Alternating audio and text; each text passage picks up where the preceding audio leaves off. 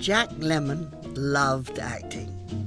Legend has it, whenever the cameras rolled on a film set, he would always announce, "It's magic time." Lemmon's first big break came in the 1955 film Mr. Roberts, for which he won the Best Supporting Actor Academy Award. And he went on to become the first person to also win a Best Actor Oscar for Save the Tiger in 1973.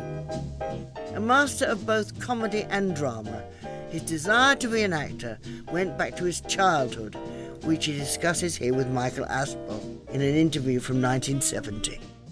Jack Lemmon, your father was an executive in the Donut Corporation of America, but you decided pretty early not to follow him in the business, didn't you? I did. For whatever reasons, probably highly neurotic, I always wanted to be an actor as long as I can remember. And then he made the mistake of letting me go in a local show with him called Gold in Them Thar Hills when I was about 4 or 5. And I had one great line, like I heard a pistol shot or something or other. And that did it. And from then on, I just stayed in it. He had a marvelous line, not to dwell on this too long, but I will never forget, and I will love him always for his advice to me and his attitude when I decided after I was through with my schooling and everything to try to be a professional actor. And he said, "You're sure you don't want to come in my company and start at the bottom?" which he had wanted me to do, quite understandably. And I said, "No, I've got to give this a good try." And he said, "Okay." He said, "Well, 2 questions. Now, his company made donuts and donut machines and bread and so forth, the baking industry in general. He said, "Do you love it?" I said, "Yes." He said, "Do you need it?" And I said, "Yes." He said, "Well, good, because when the day comes that I don't find love in a loaf of bread, I'm going to quit." And I love him for saying that, you know. I knew what he meant. Lemmon is your name, isn't it? I'm afraid so. Yeah. What's worse is my middle initial is U. So as a kid, I was traumatic by the age of 9 from hearing Jack, you Lemmon, Jack at school all the time from the kids. Did the studio ever want you to change it? Yes, Harry Cohen, the late head of Columbia Pictures, who was a very feared man. I had a marvelous relationship with him, but when I first met him, I had never met him until I finished my first film with Judy Holliday called It Should Happen to You, and he called me up to his office, and I thought, well, good, finally I'm meeting my boss, you see. And I walked in, and this very imposing figure, the sun coming in the one open shade that happened to shine on the top of his bald head, said, "The name is out." I said, "What name?" I didn't know what he was talking about. He said, "It's going to be Lennon." I said, "Lennon? How do you spell it?"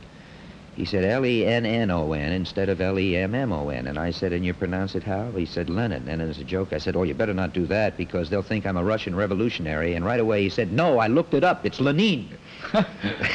But I didn't change it, and he didn't push me on it. You're a very honest actor. You don't approve of the method, for example, I gather. I don't approve of the method. I approve of any method that works for you if it's legitimately used. I don't approve of any method, quote unquote, in which the method and how you work becomes more important than the result. In other words, I think an awful lot of young actors get deluded thinking that they are becoming tremendously immersed in the material and the part and the character, etc. But they forget that it doesn't matter whether they're immersed in it or whether they are really becoming the character if the audience believes.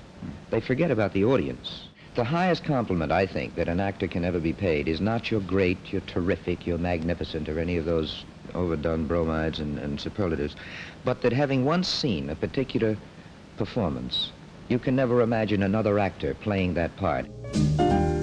Lemmon was someone audiences always believed in. No matter who he was portraying, he always seemed to get it just right. And how he approached this challenge is something he spoke about to Michael Parkinson in 1972. I think the thing that fascinates me about actors is the sort of, not being one myself at all, this is quite obvious to anybody who watches this programme, but if you, as a technique, Jack, are there certain keys to a character? Are there things that happen, quite by chance perhaps, that all of a sudden, the revelation? Mm-hmm.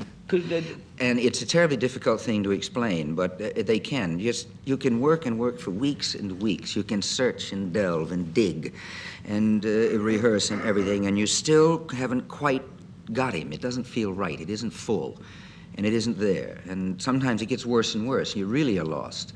And then one little thing, and it can be external, too. It can be the way you tilt your head, the way you walk, or whatever, can do it like that. And I remember reading an article by Larry Olivier in which he said that he was in about a third or fourth week of rehearsal of a play, and he could not get the character. And one day when they were breaking from rehearsal and going to lunch, it looked overcast, and he brought his umbrella along.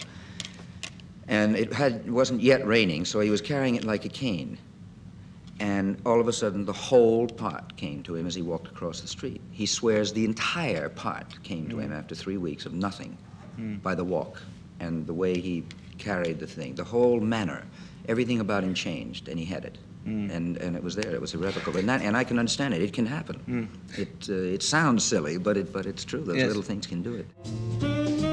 Years later, Lemmon gave another example of how he found his way into a part, talking about his role in the 1989 film Dad, in which he was playing a character struggling with old age. You have to be physically an old man. What did you do to be... Of course, from the time I knew I was going to play the part, I just started studying people, you know, to get the slower movements were the thing for me, because I have a lot of excess nervous energy, and trying to get the hand slightly arthritic, slightly shaking, and to move very, very slowly, and the voice sort of through a grin, etc. And the walk, the lower, a lower center of gravity. Yeah. I don't know how to explain this walk to you, but the whole thing is that whatever you're going to do in the physical aspects, the outer coating of a character, it's something that should be embedded in you by the time you're out of rehearsals. You shouldn't have to think of that while you're playing. You play the man, and the physical stuff takes care of itself, hopefully. And I was worried about the walk. How the hell am I going to explain this? All I knew is I wanted to lower my center of gravity, you know, so that What as if your wife runs a drum. And, finally, what I used, sometimes we use images. As, you know, you have an image of this or of a giraffe, whatever you want. Anything that works. But I suddenly one day in rehearsal got the image of someone who had, have you ever tried to walk when you've had an accident in your pants? Not since I was about 6. What you do, first of all, you don't, I don't mean to be crude about this, no, but it's true, but it works. Go on, be crude. You don't put your legs together. No. And you don't walk erect. You walk very carefully. It slowed everything down, and I just didn't move fast. It was the greatest thing in the world for me. From then on, once I had that man, I never moved fast. It was perfect. Everybody said, isn't that a convincing thing? They didn't know how I got it. What the hell? Perhaps the perfect example of Lemmon inhabiting a role came in one of his most enduring films, Billy Wilder's Some Like It Hot. Along with Tony Curtis, Marilyn Monroe was, of course, one of Lemmon's co-stars, and people always wanted to know how he found working with her. Here's Jack talking to Mark Cousins about the film's famous train sleeper compartment scene. I read that, you know, she's famous for doing like 40 takes or something. Yeah. Did she do it here? One take, the whole thing. And Billy said, Marilyn, do you want to do another one? She said, no. And he said, that's it. It was the first shot in the morning. It's the only time I think she ever did one take in her life. And it was not that she was not capable or that the director would cut. She would cut because she didn't feel right. Yeah. Whatever it was, an alarm clock went off in her brain and just said no, and she would stop. So you must have dreaded scenes with her then? In a way, except I liked her very much, and we got along great. And I knew that she had problems, and that she was not happy. I didn't know why, but I knew that she was basically not happy. It was none of my business. I never pushed it, and we never got close enough for me to find out what her troubles may have been. I mean, we all know she had troubles, but the biggest problem really was not that, it was her lateness. Yeah. Because she just would not come onto the set and shoot until she felt ready. And it was not temperament at all. It really was a psychological thing with her. Until she could face that camera, she wouldn't do it. And you didn't know she was pregnant, and you didn't know she had a miscarriage during this film. It makes the film more poignant, I think, when you know that in retrospect. Yes. You said a fascinating thing, which was when you were playing scenes with her, it's like there was a piece of glass, a glass wall between you and her, and yet when you looked at the rushes... Yeah, and then you'd go to the rushes and you wouldn't look at yourself, you'd just look at her. Because it seemed like nothing was happening. Yeah. But it was happening between her and the lens, if not between her and you know. Do you think she would have been good in the theatre? You know, we talked before about the theatre, or was she a coincidence? I personally don't think so. I don't know, we'll never know, but I don't think so.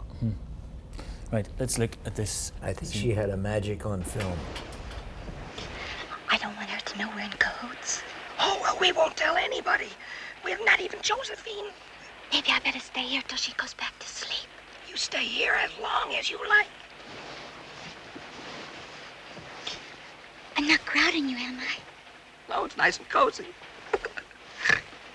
When I was a little girl on cold nights like this, I used to crawl into bed with my sister. We'd cuddle up under the covers and pretend we were lost in a dark cave and were trying to find our way out. Very interesting. Anything wrong? No, not a thing. That marvellous thing there that Wilder did in that movie, and indeed you and Tony Curtis did, was, I mean, you wore women's clothes throughout the entire movie, and Yes. yet you trod the tightrope, didn't you, all along? It never went over into the queer thing at all, did No, it? not at all. I think that in a part like that if anybody would ever worry or think about that kind of self-consciousness would ruin it. I think you just have to say, forget it, and just play the part to the hilt, absolutely to the hilt, and just go to the moon with it. Yes. Let it go, you know, because, or at least the character I played anyhow, is absolutely insane anyway. He never acted, he only reacted. And once I realized that, then I was all set. I mean, you know, he no matter what you said, he would then react. He never stopped to think. He was incapable of creating a thought, whereas Tony's character would be the motivator. He's the one who would get the ideas. He's the one who would do it, and I'd just go and react, no matter what it was, you know. Yeah. And without ever thinking. He never stopped to think. So I just never stopped to think or worry about that, said, the hell with it, just go, and let it go all the way. Did you base it, actually, on any woman at all? You may be honest on this. No, but I'll tell you something very funny that I realized shortly afterwards. Once we had gotten the makeup right and everything, and had gotten the hair right, my mother came to the set to visit us. And I suddenly stood beside, and there was one of those wardrobe mirrors, and we both were there, and I looked, and my God, I looked just like her. I really did. She had her hair done like mine, and she always had this sort of slight bee sting, you know, the lipstick thing on there, and we really did. And so I had a couple of pictures taken of us together, and we looked like sisters. It's very funny. Did you ever try out the disguised Jack, though, in real Yes. life? Oh, yeah. When we first, it took about 3 or 4 days of tests to try to get it right, because it had to be funny, yes, but it also had to be good enough so that even though it was a broad farce, it would be believable that they could get away with it in front of the girls. So that also was another fine line about it. And when we did get the makeup to our satisfaction, we were going to lunch, Tony and I, at the commissary, and I said, wait a minute, I got an idea.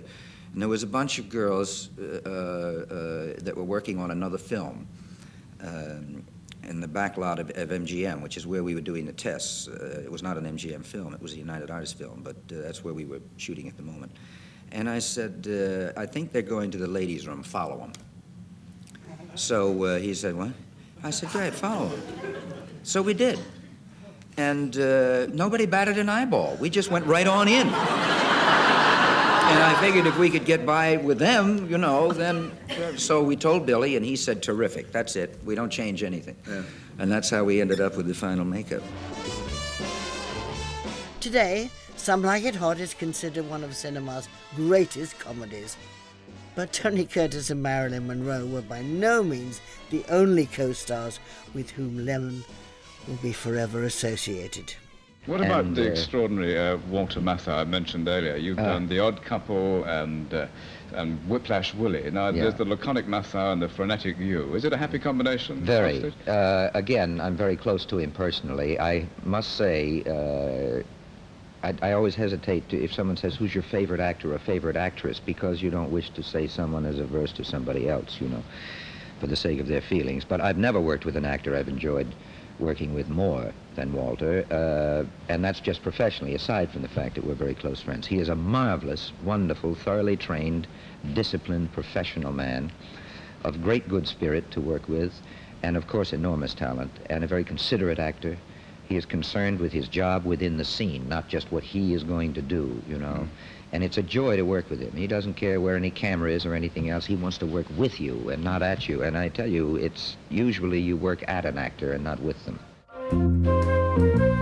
And here's an example of Lemmon and Matthau working together, even though they were 1,000 miles apart, on The Wogan Show in 1989. There was another hilarious role as that fussy, the motherly Felix. Oh, Felix. In The Odd God. Couple.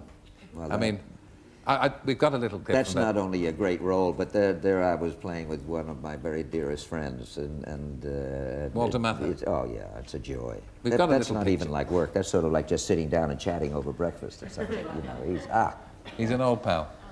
Let's Wait, have a you look a clip at of that? What Yeah, is we it? got a clip of it over here.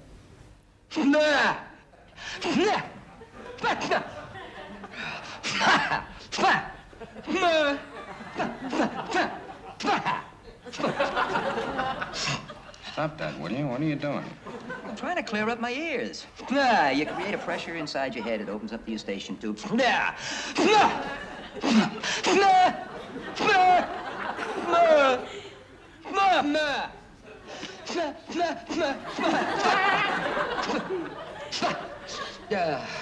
open up? I think I strained my throat.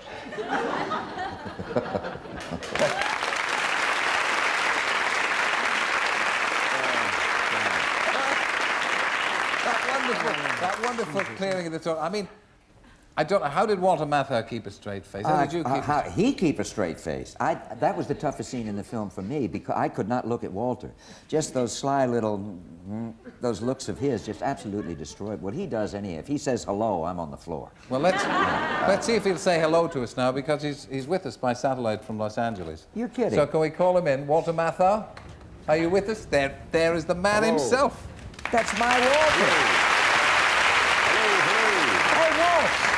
Hello. For God's sake. It's terrific. Hey, what are you doing? Where are you? Well, I'm here at the St. James Club. Yeah? And Betty Davis is sitting over there. She looks about as bad as I do.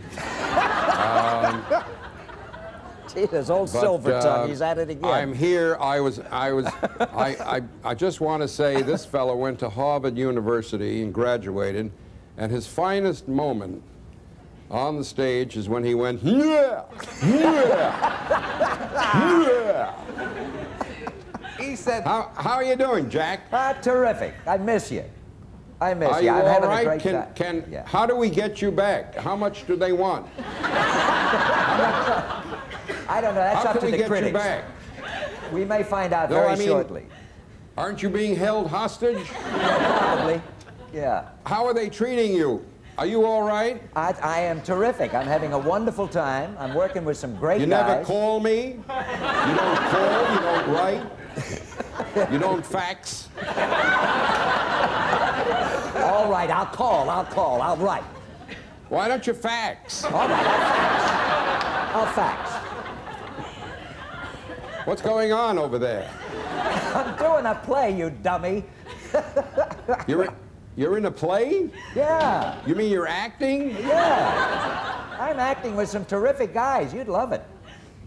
They pay you money to do this? Oh, yeah. Sure. I finally got That's the hang remarkable. of it. Yeah. Oh, no wonder you left America and went to England.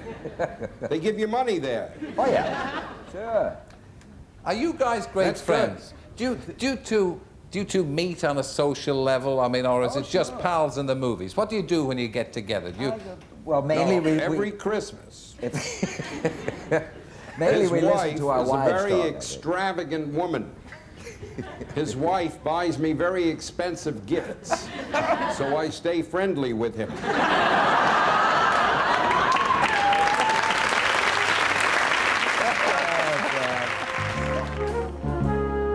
Lemmon often said comedy drama was the hardest thing to get right. That didn't mean the serious roles were easy. A very different part for you, a very different film, of course, was Days of Wine and Roses. Yes. What made you particularly want to do that subject, which is about alcoholism, wasn't it, Jack? I was afraid of it. That's one of the reasons. Really? I think there's been parts that I don't mean that they are necessarily difficult, but they might be to me. And if I've read a script and I know damn well that it's good and that that's a heck of a part, but I'm a little afraid of it, then I really don't want to turn it down, because I'll start rationalizing and I'll spend the rest of my time saying, you backed away from it, kid, you were afraid. So I'd rather do it if I felt that strongly about it and flop than not do it. And I didn't know how to play the part. That's another thing that attracts me. If I can finish a script and I don't know how to play that part yet, then there's something there. You know, you've got to dig, and there's something defined, rather than say, oh, that's 4H, I did him last year, you know, or that's off the side of your foot because you've played him, you know, or it's skin deep, it's just surface. Yes. And it's those two things. If I don't know how to play them, and if I'm a little bit afraid, I felt that about that part, and so I said, okay, let's go. And I felt it about Save the Tiger, which is a film that's not out yet, that I just finished before Avanti. Same thing, and that's a heavy drama also. Well, let's look at. There's one particular scene from Days of Wine and Roses, which I shall always remember, which when I first saw it in the cinema really made me catch my breath. It's a scene where all of a sudden it turns nasty, where this sort of comic drunk really gets it.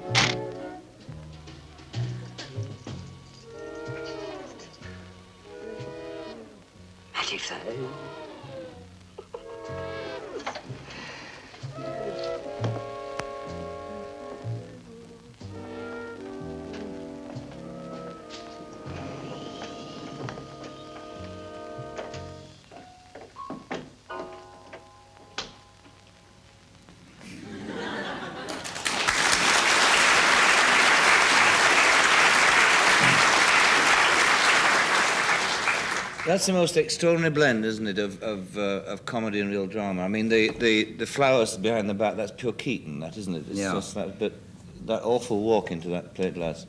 I love things like that.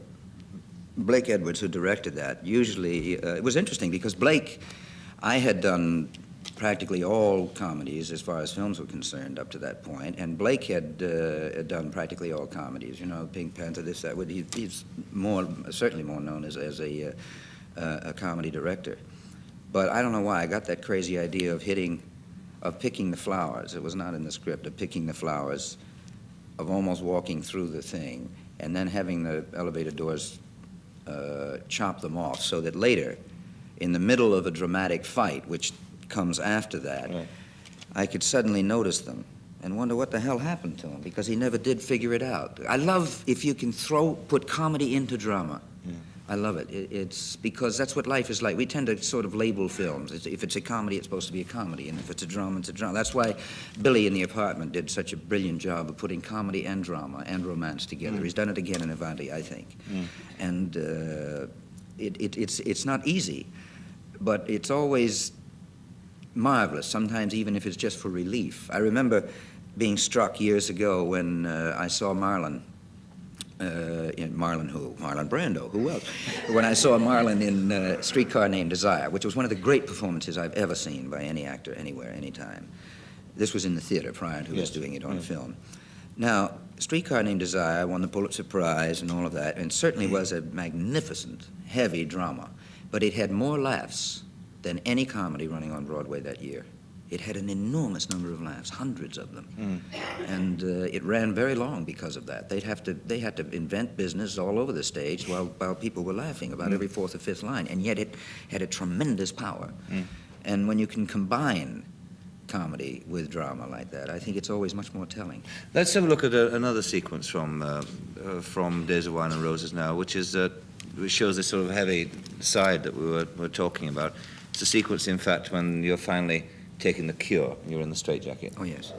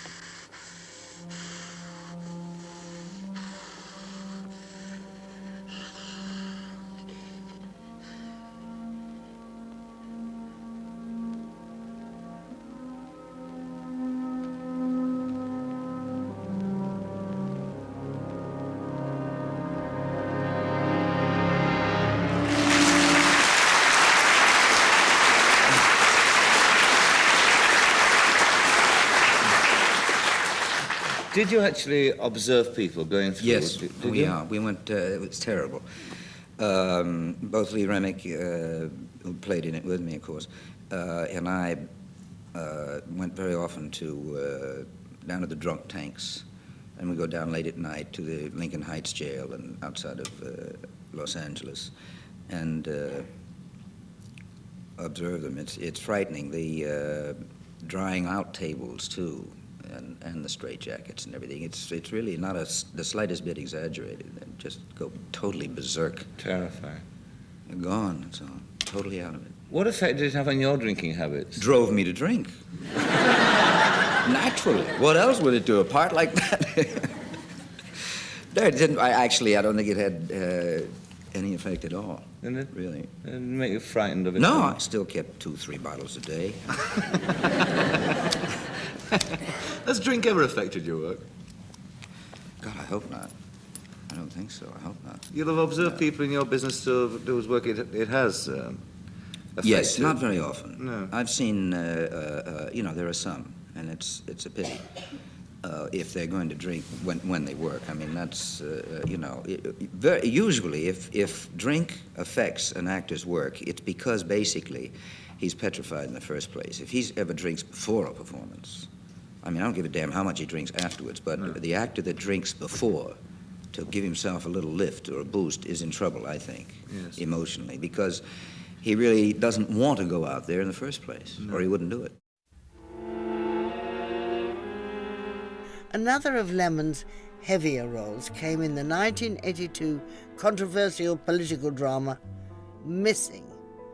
Based on a true story, the film was attacked by the US government for claiming that America was involved in the military overthrow of Chile's President Allende. Lemmon played Ed Horman, an American patriot whose belief in his country is shattered as he searches for his journalist son, who's gone missing in the coup. Here we find Lemmon in a serious mode, discussing the film and how he found portraying a real-life character. I was terribly pleased once I had met him, because we did not meet until towards the very end of the film, which I think is good. So I didn't have any restrictions placed on me in my attitude towards the character.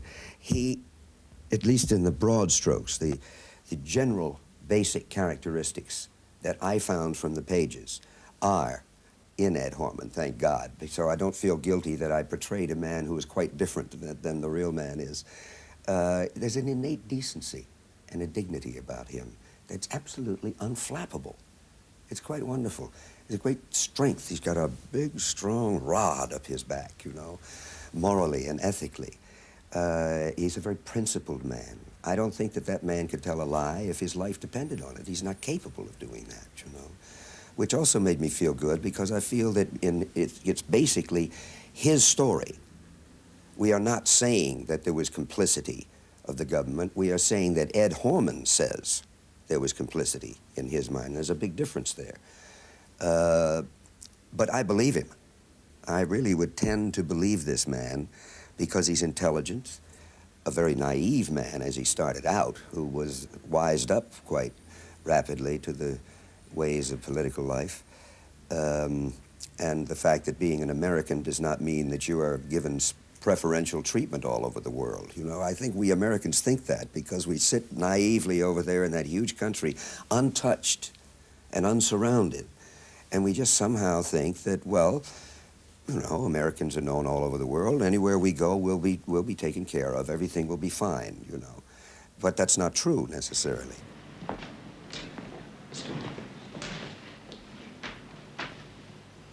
I don't know what happened to your kid, Ed. But I understand he was a bit of a snoop. He poked his nose around in a lot of dangerous places where he really didn't belong. Now, suppose I went up to your town, New York, and I started messing around with the mafia. I wind up dead in the East River.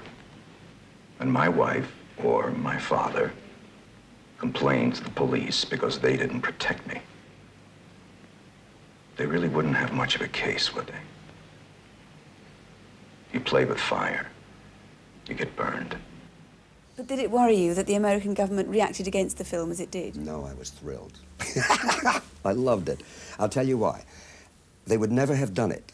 They would never have come out with that long, 500-word denunciation or whatever, saying this is distortion of facts and these things did not occur as the film says. Well, it is not distortion of facts. They did occur. But they have to protect the stand they always had. They would never have taken that stand unless the film were very strong and unless it was a hit, you see. So it was flattering in a way that for the first time in history, the State Department comes out against a film. The book came out, you know, 4 or 5 years before that, and it was not a bestseller. They didn't say boo. Nobody said anything. They didn't criticize. They just didn't say anything about it. But when the film was a hit, boom, then they felt they had to do something to save face. Missing and another political thriller, The China Syndrome, were impressive additions to Lemmon's body of work and his reputation for versatility. So, which of his roles was his own personal favourite? What do you think was your best work? I don't know. I can't judge that. I know that for about half of the parts that I've done, and all of the good ones, I have been afraid of them. But I learned early on that that's okay. It started way back with Days of Wine and Roses. I found that I was scared to death once I said I want to play it. Then I was worried, can I play it? And I realized that's good because you're not going to relax. You're going to do better work, whether you're good, bad, or indifferent. You'll do better work if you're a little bit afraid, hey, maybe I can't do this. Are you any judge of when you see the finished work? Are you any judge of whether it's any good or not? Or do you think it's all good? Not always. Oh, God, last time I was on, Crazy Walter, my friend Mathau, came on, you know, and so forth. One time I thought I had done a brilliant job in a film called Alex and the Gypsy. I think it hit the 50-cent houses in about 1 minute. But anyway, comes the first sneak preview. I couldn't wait to bring my friend Walter, huh? Now, unlike the theater, where we're faced with that terrible thing where you go back to see a friend who's just opened in a play, and you don't know what you're going to say if the performance is no good or if the play is a turkey or this and that. You always worry, what am I going to say to him? You know, oh, you've done it again. Or what are you going to do? In a film, the one difference is that's it. It's there forever. You know, unlike a play, at least that can close. Well, I brought Walter to the screening of Alex and the Gypsy. We sat in the back. I think by the time the lights came up, there was 10 people left. They had all gone up and just disappeared during the screening. It was just god-awful. It was awful. And I then realized it. So the last of the people had gone out. Walter was sitting beside me just...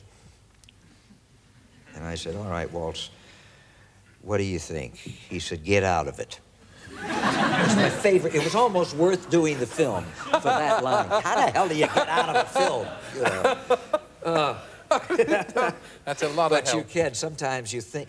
When you feel in a film, I think, or in a play very often, you feel, hey, this is not going very well. Usually you're right. It's not too good. But sometimes you can think, oh, boy, this is terrific, and it's not.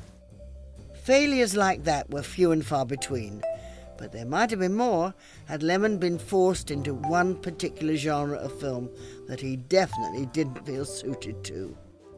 Has anybody ever tried, Jack, to persuade you to do something other than play a 20th century man? I mean, have you ever had an offer of a biblical role or anything like that? I did a test. Thank God that Harry Cohen and I hit it off as well as we did, because they were doing Joseph and His Brethren years ago. It never was finally made. And as a matter of fact, I think Tony at one point was going to play it. He would have been infinitely superior to me in it. But can you see me as Joseph? Well, Harry kept saying, now, come on, please do this test. And I kept saying, listen, I don't, it's wrong, please. And though Jerry Wald, who was then alive, was producing it, and Clifford Odets was writing it, and they all kept after me, and I said, well, I can't refuse. I didn't have the right to refuse, as a matter of fact. So I did. Well, they brought me up and put on this thing, this kind of a skirt with a belt down to here and one strap over, and then the sandals with the laces up to here. Oh, Jesus. I walked onto that set to do a serious scene, and the grips started falling out of the rafters. I never, ever in any comedy got as big a laugh as I got in that. We could not shoot all morning long. Every time I'd opened my mouth, they'd start going, and the cameras were jiggling, guys were turning away, and it was just awful, just god-awful. I did the test with Rita Hayworth. And she had a great deal of trouble, I'll tell you, because she'd start cracking up in the middle of the scenes. Yeah. And I tried my best. Yeah. But then Harry said, okay, you don't have to play the part. He said, but if you ever give me any trouble and you try to back out of a picture that I'm going to put you in, he says, I'm going to show everybody in town that test. So he held it over me. The Hollywood epic aside, Jack Lemmon showed time and again that he was one of cinema's finest actors and with the greatest range. When Jack died in 2001 at the age of 76, one line quoted repeatedly summed up the reaction. It came from the great director Billy Wilder, who simply said, "Happiness is working with Jack Lemmon." He's falling out with Robert Mitchum next. Over a Woman, of course. Rita Hayworth co-stars in Fire Down Below.